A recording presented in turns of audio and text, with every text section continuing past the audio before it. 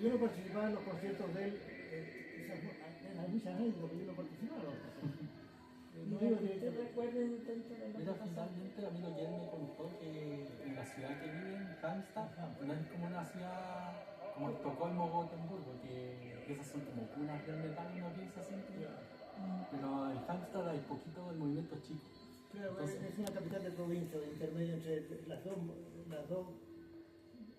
dos grandes ciudades que son Gotemburgo y Malmö. La tercera, la más grande, es Estocolmo, pero nosotros somos la costa oeste, o sea, en Halmstad. Y yo no te puedo decir en cuánto a habitantes, pero comparativamente en cuanto al número de habitantes, más o menos como Rancagua, diría yo, capital de provincia. ¿Y qué hay pasa? poquitos chascones. Entonces siempre tuvo como problemas para encontrar músicos. Porque uno viendo acá es, pero ¿cómo te va a costar encontrar músicos en Suecia? Es lo que uno piensa. Yo lo dije, pero ¿cómo te vas a encontrar músicos en Suecia? Y me dice, no, porque donde él vive no hay mucho. No era tan fácil. No, pues ya en esos años para formarnos Claro. encima la Fíjate que los 90. Claro. lo que hoy día está haciendo la juventud tratando de emigrar, bueno, los de allá emigraban adolescentes después de la educación secundaria y se iban a Estocolmo. Otro músico, amigo mío, tan amigo que nos queremos como hermanos, él me dice hermano mayor, yo soy él es mi hermano menor, le digo yo. Él es el papá, bueno, en primer lugar fue el primer profesor de música que tuvo mi hijo. Y él es de mi edad, no es mi edad, pero menor que yo, es del año 46, yo soy del año 40. Bueno, el hecho es que él es profesor de guitarra y Beto empezó con la guitarra clásica. Pero no le atrajo al parecer la guitarra clásica desde un principio, sino que pasó a la eléctrica, no sé si, la guitarra acústica me refiero, pasó a la eléctrica. Y me acuerdo, sí, este es anecdótico, recuerdo que siempre decía, y delante de su profesor, porque es amigo de la familia, decía, la única oportunidad que yo no aprendí música fue cuando yo tenía profesor, digo. Entonces, nos causó bastante risa. En forma, digamos, en buena, como se dice, ¿no? En buena lo digo. Porque él se desarrolló después como autodidacta. Bueno, tú sabes más que yo. Él componía la música, el texto, la letra. Y hemos descubierto entre todos los archivos que había que tenía, él hizo muchos cursos, fíjate, increíble. Nosotros no sabíamos. Y también hemos encontrado los manuscritos de todas las, ¿cómo se llama? Partituras. Los tonos, la tonalidad. Claro, la partitura con la escala, todo el asunto, y los textos y los, ¿cómo se llama? Los garabatos de las notas y todo. Bueno, un montón de archivos, pues, muchas cosas. Yo lo descubrí, digamos, con gran sorpresa después de su muerte, con gran sorpresa de que él quizás era más conocedor o más amante de la música en general que de lo que yo he sido. Y yo creí que era la música clásica, o por lo menos, bueno, yo, lo que más allá de la música clásica de Beethoven y anteriormente del barroco, ¿no es cierto?, de Juan Sebastián Bach. No, él me llevó a la delantera. Fíjate, lo descubrimos después porque yo no sé si traje disco bueno, no importa. Y porque resulta que él, en estas composiciones que hay, tiene inspiración antes de la Edad Media, o del canto gregoriano, por ejemplo. Hay algunos temas así tú sabes, de tipo eclesiástico, por ejemplo, y viene de ahí. Esa es la inspiración que lo otro, bueno, estas son cosas fragmentarias, oye. Realmente yo no podré escribirlas, espero escribirlas después de todas estas cosas, estos detalles. Por ejemplo, creo que ya tú has escuchado, así que me tienes que perdonar que tú has escuchado lo mismo que ya te he contado. Hay uno de los temas de guitarra clásica, uno que se llama, no solo que está en el primer disco, sino que no está en el mismo disco, que es Adagio 1809. El Adagio 1809 el año en que nació Mendelssohn. Claro que le gustaba Mendelssohn también. Pero después, elucubrando un poquito, yo lo asocié, y nunca le pregunté, ese es el cargo de conciencia que yo tengo, nunca le pregunté por qué ese nombre. Y yo lo he asociado más que nada al día en que nosotros aterrizamos allá como exiliados, el día 18 de septiembre, 1809, 18 de septiembre del año 74. Son temas que a mí me gustan arraigar en todo caso. Y hay un tercero que está, me parece que en el último disco, Gardenia, no sé si tú has escuchado Gardenia. En Crucifixion está, ya. Y Gardenia, yo creo que él lo compuso a su madre, tanto en vida, porque él, cuando sepultamos a mi compañera, en la ceremonia religiosa, él insistió que tenía que tocarse ese tema, pero nunca dijo de que por qué tenía que tocarse. Él insistió. Entendimos de que había una razón poderosa de parte de él, claro, eso era el homenaje a la mamá. Bueno, la mamá se fue primero, pues él.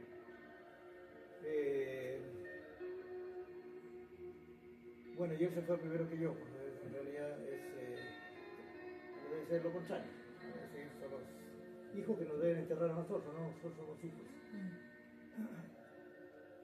¿Alguna pregunta, pues?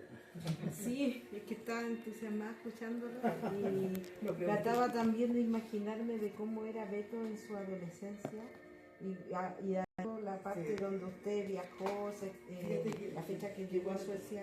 Qué buena la asociación que haces tú.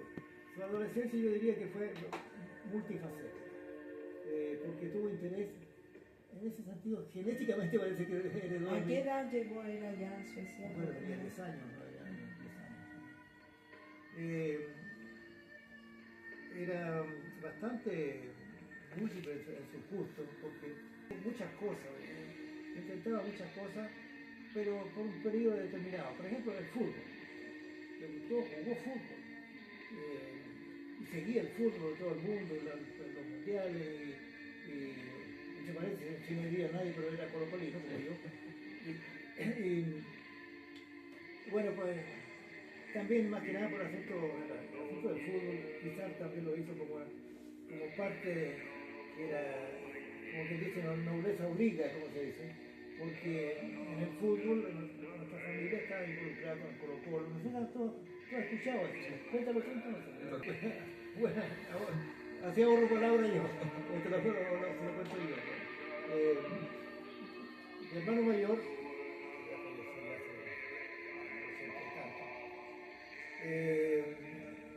a temprana edad, pero hablando de los años 20 o 15, no me acuerdo, en su adolescencia partió como socio de Colo-Colo cuando recién Colo-Colo se juntó. Después se separaron de Magallanes. No sé si ustedes del fútbol son colocolinos. Yo soy colocolino. Hermana. Y mi hermano mayor tenía el carnet de socio número 15 de Colo-Colo cuando se juntó Colo-Colo. Y ahí, bueno, la pasión de mi hermano mayor, está hablando de mi hermano, para que tú entiendas el porqué. Se asoció en esa época siempre, y su pasión fue Colo-Colo, y fue un gran luchador por sueños. Él tenía dos sueños. Uno era el estadio propio y la escuela de fútbol de Colo-Colo. Y son sueños que se cumplieron en su periodo. ¿Por qué? Porque él llegó, su vida terminó poco después que él dejó la presidencia. Fue presidente de Colo-Colo. Los colocolinos, tú sabes de que un presidente que se llamó Héctor, entre comillas, Aladino Galvez. Héctor Aladino Galvez era mi hermano mayor, no, se llama Héctor, pero le dicen Aladino. Esa es otra historia, ¿por qué le dicen Aladino? Pero no es el caso, no nos apartemos del tema central que es mi hijo. Entonces fue colocolino en ese sentido. Y seguía de cerca todo esto del fútbol, como te digo. Cuando venía acá me encargaba alguna camiseta de Colo-Colo, vino acá también, en fin.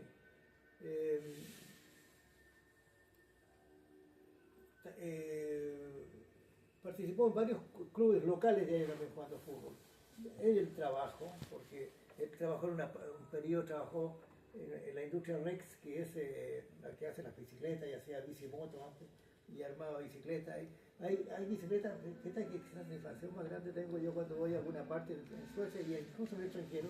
Uno ve una bicicleta de marca Rex y ve impreso ahí el nombre de mi hijo. ¿Por qué? Porque como política de comercialización, esa empresa, esa fábrica de bicicletas, la Rex, le entregaba a cada uno la responsabilidad personal de la calidad del producto. Le armaba, no la fabricación de las piezas, le armaba la bicicleta. Y tiene impreso ahí, no sé si a fuego, no tengo idea. Yo le he sacado fotos, no sé si lo he mostrado. No. Bueno, el hecho que aparece ahí, esta bicicleta fue montada por Luis Garber, está su firma y todo eso. Luis B. Garber, porque siempre se llamó B, por Beto fue para diferencia de mí, que yo también soy Luis. Entonces hizo varios oficios Sí, antes de... no, paralelo con eso. Paralelo. ¿Él desde cuándo empezó a interiorizarse en la música? Cuando él ya estableció su nido propio, vale decir, estaba en la educación secundaria, nosotros vivíamos a las afueras de Hampton, 10, 12 kilómetros afuera de Hampton. Entonces, por razones prácticas, él quiso vivir solo en la ciudad misma. Y ahí él empezó ya a tomar contacto con grupos, con la música y bueno, a desarrollar. ¿Cuánto tenía que edad más o menos? ¿Cómo es? ¿Qué edad tenía? Bueno, 16, 17 años, algo así, 16. Sí, tenía 16, 17 años en la educación secundaria. En esa edad, era esa época. Y bueno, y ahí empecé yo a conocer de que él tenía bastante interés por esto y que estaba con grupos trabajando y que tenía muchos demos que le llamaban, porque eran los cassettes, eran los demos. Y estos demos, a propósito de eso, en los años 90, no me acuerdo la fecha exacta, en los años 90, él ya había mandado demos a algunas editoriales y resulta que Holly Records, la francesa, la que hizo los primeros discos, Holly Records de Francia, se interesó. Incluso yo lo ayudé desde el punto de vista, digamos, logístico en el asunto de la información, el mail y todas las cosas. La parte práctica de un viaje que hizo a París y se entrevistó con ella. Y ahí nació todo el asunto y ahí quedó. Bueno, fue un productor, un músico que despertó el interés de Holly Records y hizo, no sé, 2 discos habrán sido. Yo no tengo claro, es que yo no he investigado. Son 4 en la era de Holly Records. Los primeros 4 álbumes son con Holly. Claro, exactamente. Los 2 primeros con Thomas y otros 2 con otros 2 con Mira, él sabe más que yo. ¿Y cómo fue que conoció a Tomás y después cómo se cortó esa relación? Parece que le costaba como... A mí me dijo así, que a Thomas lo llamaban el loco Thomas.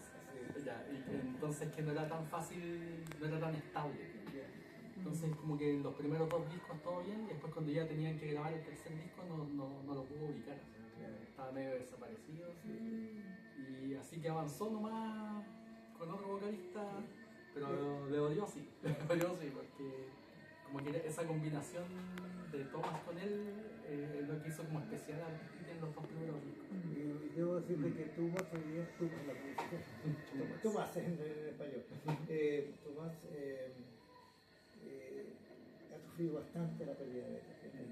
Ha estado de una u otra manera en contacto conmigo. Que lo echa de menos y que sigue, ¿cuánto se llama? ¿Cómo se dice?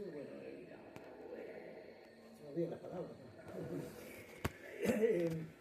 Bueno, Tomás también en lo personal, bueno, tú sabes que muchos jóvenes también tienen conflictos en la búsqueda o en el encuentro de su identidad, ¿no?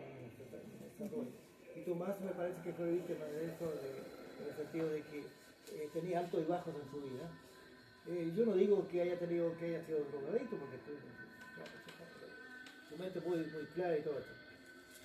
Pero parece que en lo afectivo, me parece de que Tomás tuvo también situaciones, digamos, dramáticas con su pareja, algo así. Bueno, mi hijo también lo tuvo, todos los jóvenes que... Bueno, Beto, tú sabes, él nunca fundó una familia formal, pero sí tuvo pareja. Era persona fragmentaria, así, de todo un poco. En los años 80, la primera vez que vino a Chile fue el año 89 conmigo y su mamá. Y en esa época ya él vivía ya en su departamento con su compañera, pero que no duró mucho tiempo, no sé, 2, 3 años, no sé cuánto duró. No tuvieron hijos, se me olvidó. Y con esa chica, que tiene la edad de Beto, tiene ya 60 años también, o más. Esa chica tiene contacto conmigo y muy querida, nos quiere mucho y todo, pero ella fundó familia. Beto después tuvo otra pareja también, que yo no tuve relación directa con ella, pero conocimiento sí, y que parece que también le afectó mucho, donde lo vimos así muy desequilibrado en muchas de cosas, desde el punto de vista emocional. No sabemos qué música puede ser parte de eso, lo haya expresado en la música, no tengo idea. Porque todo esto tendría que ser el único que podría relatar la raíz del porqué. ¿Alguna vez Beto le manifestó por qué decidió hacer este estilo de música? Fíjate que nunca esa pregunta se me ocurrió, lo único que yo sé de que los años yo trabajaba en la escuela que estaba al frente, donde había un centro juvenil de gestionar a los chiquillos, tenían conciertos. Me acuerdo, estoy hablando de los años 80, 85, donde uno de los líderes de tiempo libre, de recreación ahí, que tenía contacto con Beto y le daban las posibilidades para que entrenaran ahí, fueron muy críticos de que del death metal, decían, o sea, el metal, creo que el más extremo, ¿no? O sea, es que Principia como que es un proyecto más grande que pero tenía otros proyectos de otros estilos también, más de metal. Claro, por eso ese cambio aquel se Las relaciona. influencias y su banda favorita Manowar, no hay que ver Manowar, un poco con la sí. música que hace. Entonces, la música que sabía ver, ¿no? Porque quizás en distintos estados. Cuando yo entraba a su departamento, en la puerta estaba pasando por ahí tremendo, plancha. ¿Cómo se llama este póster? ¿Cuál tú dices? ¿Póster? Sí, segundo póster del Manowar. Así como que bien fan de todo el rock, así como clásico, heavy metal, Rainbow, Manowar, pero la música que él hizo, bien de él. Y de las otras bandas que él tuvo anteriormente, también editó material. Sí, hay algo por ahí de Hello Tree, tiene otros proyectos que hay algo ¿Cómo se editado por llaman ahí. esos otros proyectos? Hello Tree 1, Hello Tree, sí. sí, que esa hay un CD, y Sword Blood, me parece que hay otro, pero ese está en Bandcamp. Oye, pero tú dices que está en un CD, el Hello Tree, sí. Fíjate que Michelle, mi hija, me ha mostrado algunas casetes de Hello Tree. Ya. Bueno, se me fue la onda. A propósito de tu pregunta del género o la variante del rock, del metal, yo leí un comentario, un artículo donde él era uno de los fundadores del Doom Metal en Escandinavia, es decir, más allá de la Sí, Suecia. fue bien primario lo que hizo, sí. Doom Metal. Bueno, y entre, se me viene a la mente muchos fragmentos de todo esto, está, yo no sabía de que ustedes participan en diferentes bandas, pues es para mí una novedad, porque, claro. Entonces ahí, después de su muerte, tuvimos la suerte como familia de que uno de ellos, bueno, todos, pero uno de ellos principalmente, ha estado y sigue estando al lado nuestro respecto de la parte de asesoría de muchas cosas, orientación. Y esta persona es integrante de una banda que allá conocida en Suecia que se llama Metal Warriors, los guerreros del metal, Metal Warriors. ¿Qué tal las redes sociales también? El Pingo, le dicen Pingo porque era bueno para el ping-pong, Pinguis, o sea, Pingo. Se llama, quizás lo has visto tú en las redes sociales, se llama... Nicolás. ¿Cómo se llama? Nicolás. Exactamente, ¿se acuerda mejor o no? Nicolás fue ya se me olvidó el apellido también. Bueno, nosotros le decimos Pingo, todo el mundo lo conoce por Pingo, no, creció con ese nombre. Bueno, y entre esos amigos, en eso participa un colega tuyo, un baterista, que es Pele, de apellido Gustafsson, que fue, mira, es una cadena muy larga. Yo estoy recién aprendiendo, recién escuchando, conociendo algunas cosas. Él es hermano, eran dos hermanos que son de Gotemburgo al principio, eran dos hermanos que partieron con este género musical. Estoy hablando de los años los 70, algo así. 80, eran cabros jóvenes. Con el rock duro, pues. Porque el rock duro en esos años era duro para la gente, especialmente para la gente de generaciones mayores, pues. Y hubo mucha hicieron un reportaje en la televisión sueca sobre ese grupo, fue exclusivo. Y despertó la curiosidad y la, ¿cómo se llama? Toda una serie de comentarios a favor y en contra. O sea, en contra de los que no les gustaba, porque lo encontraba muy duro y todo eso. Bueno, y uno de estos integrantes vive en mi ciudad, se trasladó por los años. Y es parte de ese grupo que se llama Metal Warriors. Pele, él es baterista.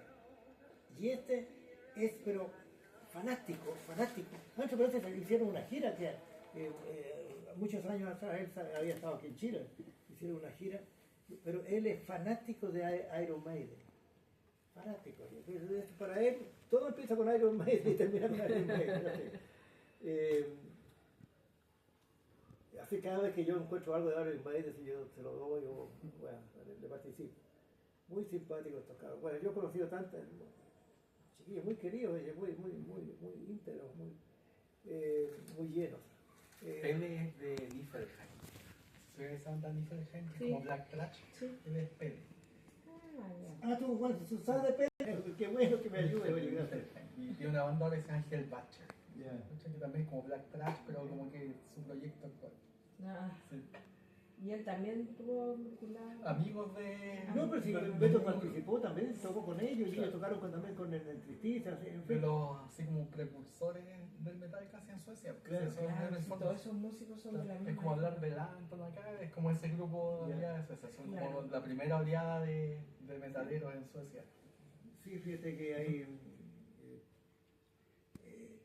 un alumno de Álvaro, se llamaba, el profesor que tuvo Beto de música, un alumno de él hoy día está incorporado, él es bajista, no sé cómo le llaman, bajista, y también tocan diversos grupos, cabros jóvenes.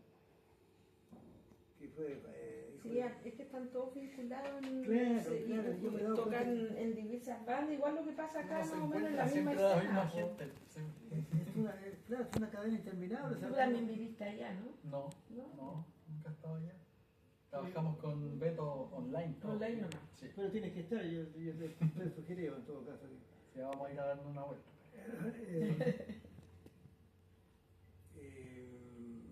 Bueno, se me quedan muchas cosas en el tintero, pero que tendría que ordenar el pensamiento o en base a las preguntas tuyas. Porque Sí, es más que nada seguir indagando en la historia de él. Ya me contaron lo del sello y cómo sacó los próximos 4 discos que él tuvo y después cómo fue el cambio que siguió después. Después se acabó Holy Records. No sé, Holy Records fue como un sello bien importante del boom de los 90, después se acabó. Hubo varias bandas del estilo ahí, después el sello se acabó y después Beto siguió trabajando, o sea, como que tuvo una parada un tiempo y después los siguientes discos los sacó como... Oye, pero Philippe Courtois Aparece, sí. Aparece, sí, pero ¿me quieres informar de que Holy Record Editorial desapareció? Holy Records desapareció como a finales de los 90 y Philippe como que hace poco apareció de nuevo. Ya. Sí. Porque Beto en esa época tenía contacto con Philippe. ¿No? Claro. Philippe Courtois, parece que el El creador, dueño es Holy. el fundador de Holy Record. Y entonces después los próximos discos fueron independientes. Comenzó un poco independiente, un sello ruso lo apoyó y un sello mexicano. Perfecto. Atolinga. Atolinga, el sello mexicano. Bueno, ahí estás tú, pues, en esa. Sí, En ese y disco. GSP o GSP, creo que es un sello ruso también que sacó algunos trabajos. ¿Cómo fue que posteriores. llegaste a trabajar con Beto? Con contacto de Claudio Conde, Pues sí, tú sabes quién es Claudio, sí. de Poema. De poema, soy Claudio Carrasco. Claro, pues él mantenía contacto como online con Beto, y cuando salieron los últimos discos, claro, le dijo, oye, tú necesitas un baterista para lo próximo que hay. Yo conozco unos fanáticos. Y ahí me pasó el contacto, y Beto me mandó una canción sin batería, grabé una batería encima, así una batería electrónica, se la mandé. Bueno, hagamos un disco. Así fue, así que... Yo tengo que aprender tantas cosas que yo no sé, pues vivió con Beto en este sentido. Pues. Sí, pues tuvimos como 2 años trabajando ahí. Oye, Atolinga hizo varias versiones del último Tom Stick, igual decir versiones en cuanto a CD, unos con madera, varias cosas. Oye. Bueno, yo guardé uno de cada uno. De lo que no tengo, oye, tú sabes que los vinilos están de moda hoy en día. Y Hammer, ¿cómo se llama la que editó los Hammerheart. Hizo vinilos en cantidad limitada, no sé, 500 ejemplares, no tengo idea cuánto. Y lo he hecho que a nosotros la familia nos mandó de cada uno. Y los míos, que yo dejé para mí, pero tú sabes dónde están. Sí, pues. Bueno, tú eres testigo, pues. No sabía yo ya, Carolina. Ah, ¿tú te habías ido ya? Sí, ¿qué pasó? Bueno, ¿qué tú tuviste en ese amor? Ya, cuéntame. Que los vinilos que eran de él ahora son de Claudio. Claro. Así que No, porque esos vinilos. yo creo que tengo la posibilidad de conseguirlos allá de nuevo. Los reeditarán. Ya después los trae él y me los regala a mí. Claro, mira, sí. No digo drama, pero en todo caso es una incomodidad muy grande pensar en que muchas cosas se pueden traer para acá, para todos los rockeros, pues. Porque fíjate que el deseo de la familia era que todas estas cosas de Beto cayeran en las manos que ameritan de estar. Y bueno, y qué mejor cuando yo escucho lo del museo, pues. Y yo me entusiasmé con el museo, sí tenemos mucho que conversar. Mucho que conversar. Fíjate que yo tengo la idea, o mejor dicho, el sueño, porque es un sueño nada más. En este momento es un sueño, pero sueños despiertos. Los sueños despiertos se pueden cumplir, no cuando estás durmiendo. Bueno, los sueños despiertos se pueden cumplir. Y mi deseo sería que ya no sea tan itinerante, sino que sea fijo, que tenga, o sea, compartimos. Claro, físicamente tiene que estar en alguna parte. Pero es un asunto de ¿cuánto se llama? Logística, material y económica, más que nada, pues. Y todo se mueve en torno a la economía, pues. Pero sí, como para no salirnos de la entrevista que mi amiga está grabando, y así no tenga que editar tanto. Después te Sí, editar y el dos Tú eres editora, así que tú... Yo grabo completo y después voy editando. Bueno, después Beto se enferma. ¿Cómo esto que se entera de la enfermedad y cómo afectó esto en su carrera musical? Fíjate que, bueno, yo voy a hablar de la enfermedad primero. Nosotros estábamos aquí con mi compañera, teníamos un proyecto de establecernos acá, vivir acá, y que fue en realidad un mortinato, por así decirlo. Me hacía muerto el proyecto de vivir acá, pero coincidió, estoy hablando del año 2006. 2006. Claro, hoy han pasado 20 años ya. En 2006, pero su enfermedad debutó antes, pero nosotros no notamos esto, y él también era muy introvertido, nunca participaba, nunca su estado físico, le costaba mucho llorar, no expresaba sus sentimientos en forma normal, y no porque erróneamente se le diga a los padres, a los niños, se le diga los hombres no lloran, no era el caso eso. Contenía mucho, o sea, reprimía mucho. Nunca supimos, pero sí cuando él nos visitaba, que la comida de la mamá es la más rica, ¿no es cierto?, la que hace la mamá, y los domingos iba a comer con nosotros a la casa. Pero notamos que en un momento dado él tenía una dificultad motriz, o sea, para decir la motricidad gruesa, no la fina, la motricidad para comer tenía que inclinarse, por así decirlo, y cada vez que tenía que inclinarse y era una actitud que nosotros no habíamos visto en él antes, pero nunca sospechamos de que era productor. O sea, pensamos de que era un estilo de vida que él estaba acomodando de comer así. Y bueno, estábamos aquí cuando supimos, cuando él estaba trabajando en esa época en Rex, montaba bicicletas ahí. Y cuando él mismo se decidió para consultar médico, nosotros no sabíamos, estábamos acá, tuvimos como 7 meses acá, y supimos de que en el trabajo él tenía dificultades para manejar algunas cosas, alguna herramienta, algo así, una llave, en fin, tenía dificultades. Y ahí, entre todas esas investigaciones, los exámenes, todo, se descubre la enfermedad, esclerodermia, que suele, que es frecuente, más frecuente en las mujeres que en los hombres.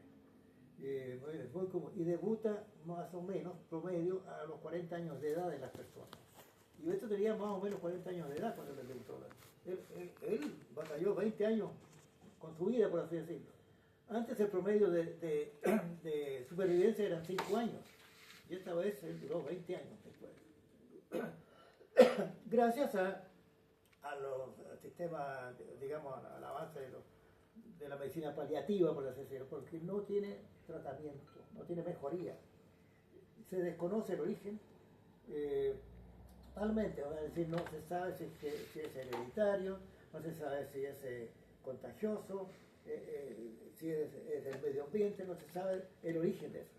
Pero la esclerodermia se produce,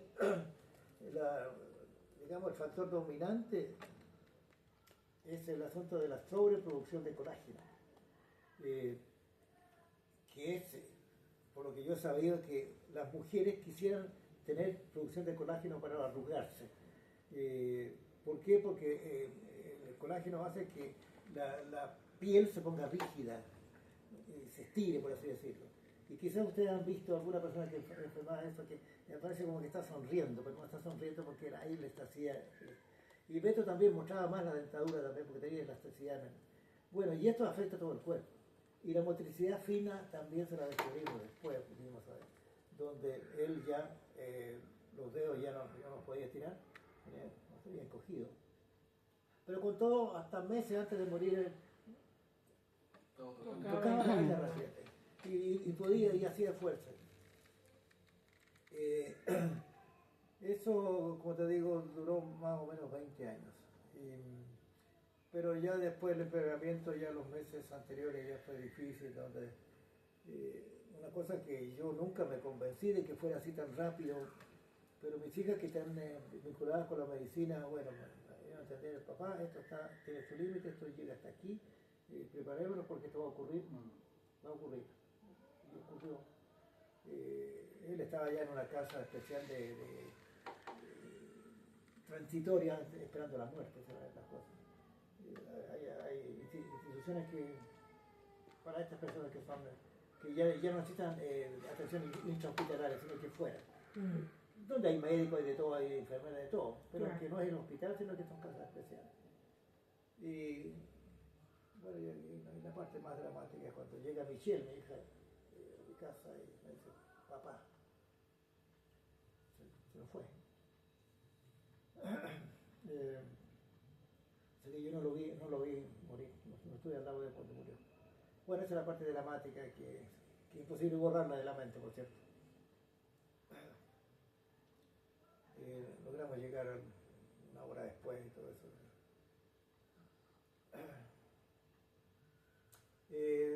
Pero la carga emocional más grande que yo tengo, no sé, mis hijas, yo creo que en el mismo grado que no lo expresan, la carga emocional más grande que yo tengo es que, bueno, no te hablaba de la enfermedad es sistémica, vale decir de que ataca un órgano, después viene otro, viene otro, viene otro. Y parte con el asunto de la presión arterial y después la presión arterial pulmonar, etc.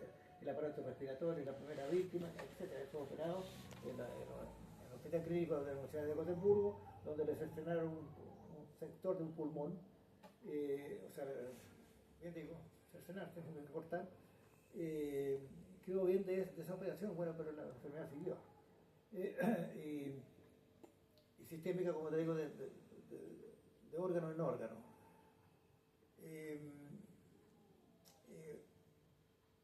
Él perdió todo físicamente, ya no había comunicación de ningún tipo. Incluso poco antes de morir, logró tomar el lápiz, una cosa, escribir algunas frases, algo así.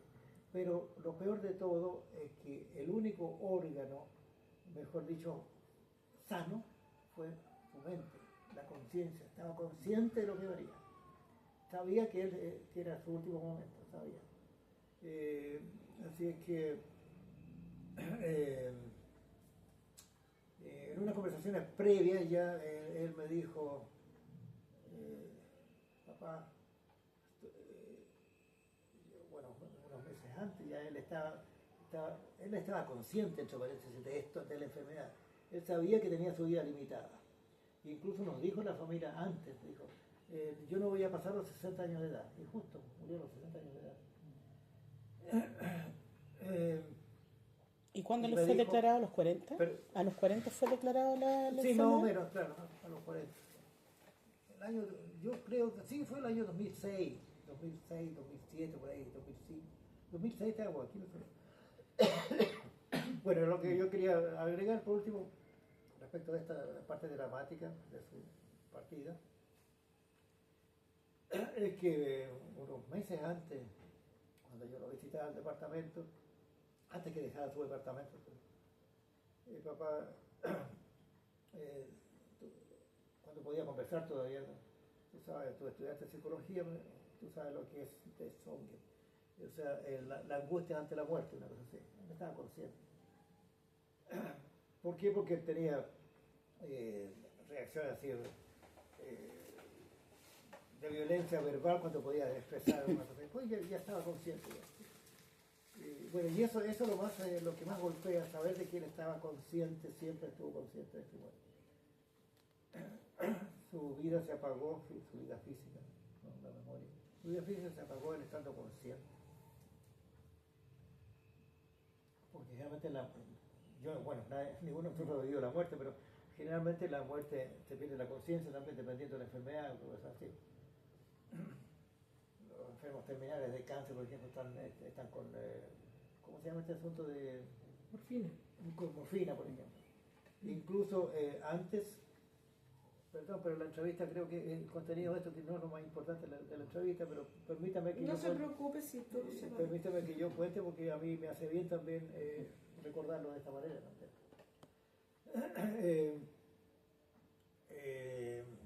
A mis hijas, no me dijo a mí, a mis hijas, le decía, cuando él podía todavía tenía, el humor no lo perdió tampoco, le decía, oye, hay posibilidad, así, pero en broma le decía a mis hijas, hay posibilidad de que me trasladen a Suiza, porque me gustaría llegar allá, una cosa así, porque él ya sabía que tenía que morir.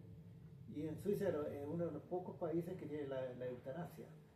Entonces él quería terminar con el sufrimiento físico y tal, porque entre paréntesis es una enfermedad dolorosa, porque es de tipo neurológico también, pues todo se afecta.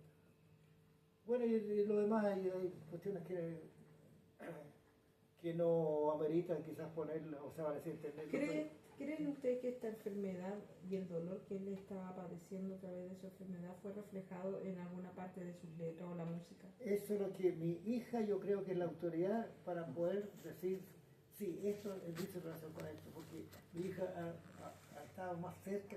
El piso de la casa de mi hija es un museo en este momento, por así decirlo, porque está todo lo de Beto ahí. Bueno, tenemos muchos detalles.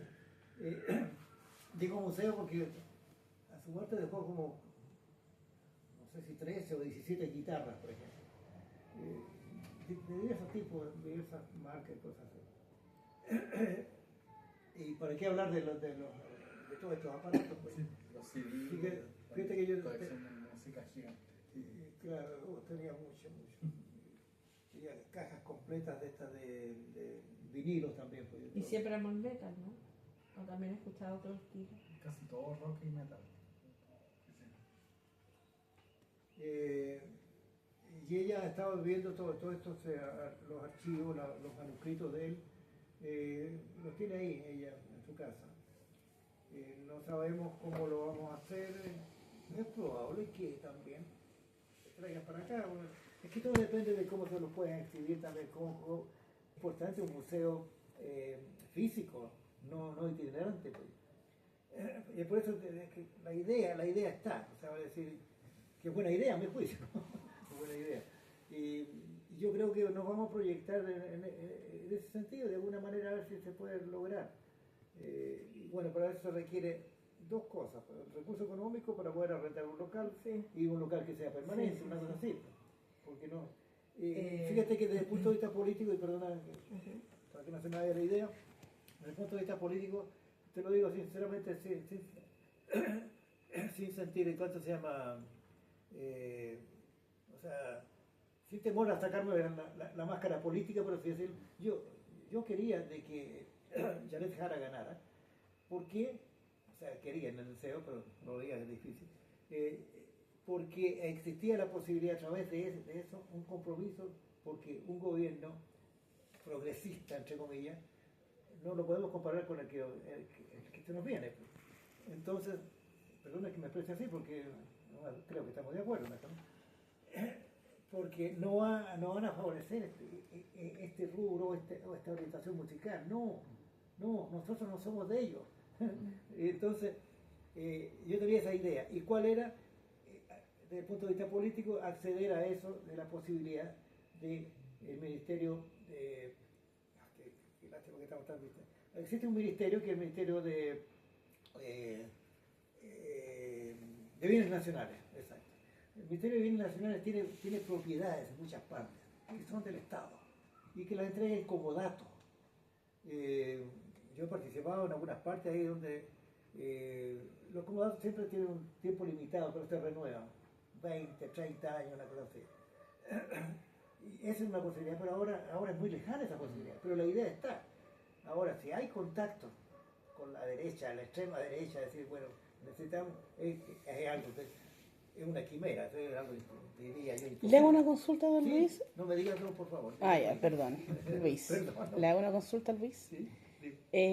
¿Ustedes se fueron de Chile en el tiempo de la dictadura militar? Sí, al nacer la dictadura. Una dictadura que, 74 dijo. claro, un tiempo que fue orquestado intelectualmente por Estados Unidos. ¿Y qué siente ahora cuando ve que la historia se repite después de años y años y van perfeccionando sus técnicas? La experiencia de vida como que ya no me sorprende ya. Es como que lo que acaba de ocurrir en este momento con Venezuela. Te venía comentando yo, lo que acaba de ocurrir, eso y lo veíamos, lo vimos venir. Lo peor de todo es que esto marca un hito de la política del imperial de Estados Unidos en Latinoamérica. O sea, va a decir, con esto está abriendo para decir, bueno, nosotros somos dueños. Bueno, ahora, a partir de esto van a ser dueños del petróleo y de las riquezas minerales de Venezuela, está claro. Y bueno, y después vendrán otros intereses que están, por ejemplo, el litio en Bolivia, el litio en Chile, no sabemos. Y está la santa alianza entre el imperio con Israel. Israel está metido aquí en este país, está metido en la Patagonia chilena, argentina, las dos. Sí, bueno, esa información general, o sea, no necesitamos comentarla porque la conocemos. Pues. Así es que esto no es sorpresa. Lo lamentable, y creo que alguien, yo lo comenté hoy día en las redes sociales, o a alguien, no me acuerdo a qué le dije yo, de que espero yo estar muerto para no ver lo que nuestras generaciones futuras van a vivir hoy, porque no sabemos cómo esto se va a desarrollar. Ojalá que sea esto producto también no de los miedos, sino que producto de los temores, pero ojalá que sean infundados, de que no sea tan grave, tan extremo. Pero cuando se trata de la codicia y del interés hoy, donde la humanidad no existe para los propósitos de la clase dominante. Y la clase dominante o sea, el poder no es el poder que nosotros conocemos, no es el poder que nos enseñaron, no son los poderes del Estado, son los poderes fácticos, los que manejan, como que nos manejan como marionetas los políticos, por ejemplo. Y bueno, y eso trasciende a toda la ideología, muchas veces ya no hay ideología ya. Así que bueno, es incierto lo que viene, incierto en cuanto a las consecuencias. Incluso, no sé si esto tiene una fuente. No, me lo dijo un catedrático, que ayer me lo comentó un catedrático de la Universidad de Valparaíso. ¿Cuál se llama? El sector, digamos, de la intelectualidad chilena está más consciente de que nosotros, los patipelados, los de a pie. Me decía de que ya estaba claro ¿cuál se llama? El que fue en la primera vuelta contra Kaiser, de que Kaiser le está exigiendo ya el Ministerio de Defensa. Imagínate, ¿sabes lo que significa eso? O no sé si el Ministerio del Interior, pero el asunto y con la ¿cuál se llama? Con la, digamos, libertad de decidir, o sea, la confianza absoluta de decidir. ¿Qué significa eso? Que no está ni ahí con lo que diga el pueblo. Claro. Eso es. No sé. Oiga, Luis, pero quiero volver a la entrevista, terminar un poco la idea. Bueno, usted trajo aquí un montón de regalos al Museo de Naciones que son parte de la historia de un gran músico como lo fue su hijo. Y queremos saber su motivación de hacer llegar estas cosas al Museo del Metal Chileno. Bueno, creo que lo dije así en forma tangencial, y lo repito porque no tengo mayor, digamos, forma de expresarlo. En un principio, cuando se trató de todo el inventario de esto, porque en realidad todo era multiplicado, todas estas cosas que él tenía, tú más o menos visto, lo que te he contado de cómo todo repetido, y de los aparatos electrónicos, que estas marcas que son muy codiciadas, Technics se llama, ¿no? Tenía todos varios equipos diferentes, o sea, repetidos. Equalizer se llama, estos ecualizadores, también tenía como 7 u 8, me acuerdo. En fin, todo esto, dijimos, esto tiene que caer en las manos de quienes ameriten recibir como familia. Y bueno, ¿y qué mejor que esas, digamos, estos receptores, digamos, que ameriten recibirlos son precisamente los compatriotas chilenos, porque él es chileno en esencia. Y eso me motiva a estar, digamos, interesado en que esto se desarrolle. Es mi interés, mi sueño, y yo te decía yo, el museo. Porque es una manera es una manera de mantener la memoria de mi hijo. O sea, porque, como dice el refrán, de que cuando uno ya no tiene recuerdo de él, ahí muere, pero queremos que él siga vivo en este sentido. Claro, es su memoria, es su legado que sea, que persista o que quede, por así decirlo, para las nuevas generaciones. En esto hay que destacar también de que él, con su producción musical, inspiró a muchos jóvenes de su edad en esa época. Es cosa de ver, de leer, cosas que he ido descubriendo poco a poco. Por ejemplo, en YouTube hay muchos comentarios que en más de alguna ocasión me han hecho llorar, de verdad, que he derramado lágrimas de lo que ellos han expresado, donde en su búsqueda de identidad ellos encontraron la música de él un camino rector digamos, de dirección correcta en la vida y una cosa de desarrollo. Más o menos así se han expresado mucho en todo el mundo, en inglés, en fin. Ahora, mucho en cuanto a cantidad, no sé, pero siempre hay alguien en cualquier parte del mundo que ha seguido esta música. Ellos tenían fans en todo el mundo. pero ha sido de Rusia, de Rumania, de Europa, de Australia, en fin, de todo el mundo. Sí, quiero agradecerle porque usted se acordó del chileno en este rinconcito del mundo. Pero es lo que menos podía hacer.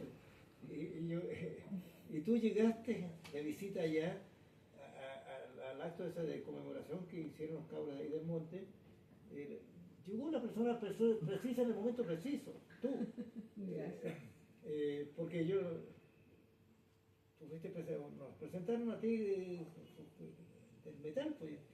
Entre paréntesis, yo siento un poquito difuso respecto de los nombres. En una aparece ¿cuánto se llama? El Museo del Rock Chileno, es uno, y el otro es el Museo del Metal Chileno. Se llama Museo del Metal Chileno, pero hay algunos que le dicen el rock chileno. Exactamente, ya. Pero es del metal, ¿no es cierto?